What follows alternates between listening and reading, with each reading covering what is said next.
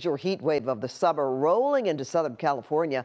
An alarming study tonight from UCLA. New research shows how climate change is making heat waves hotter and longer. KKL News reporter Nicole Comstock spoke to the author of that study. Well, whether you're ready for it or not, it'll feel like an oven out across parts of Southern California this week. And while this first heat wave of the summer certainly won't be our worst, a new study finds that the worst of them are only getting hotter.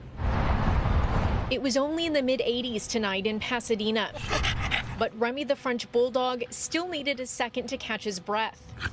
This breed in general is pretty heat sensitive, and so you got to be very careful around this time. Omar Corona says he'll make sure he stays in the shade tomorrow when we head into our first triple-digit heat wave of the summer across Southern California. We'll make sure he's indoors with a lot of access to water and with the AC running at all times for sure. We just want to, spend as much time outside while we can before we have to hunker down at home tomorrow. Diane Sim is adjusting her plans around the extreme heat for her daughter Cadence, too. We could check out some splash pads.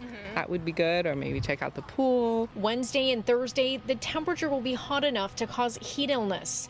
And a new study from UCLA found that as the climate continues warming, the most intense, long-lasting heat waves will be the ones to increase in frequency and duration the most. Whatever that threshold is in your region that's uncomfortable and unusual, that is going to be exceeded more often. So you're going to get higher frequency of very hot days. Climate scientist David Nealon is the lead author of the study. He says the longer, hotter heat waves mean that people, plants, and animals need to adapt to the heat quicker and quicker. Air conditioning is extremely valuable in being able to adapt to these heat waves, but that's not necessarily going to work for the ecosystems around you, and it's not going to work for the fire risk.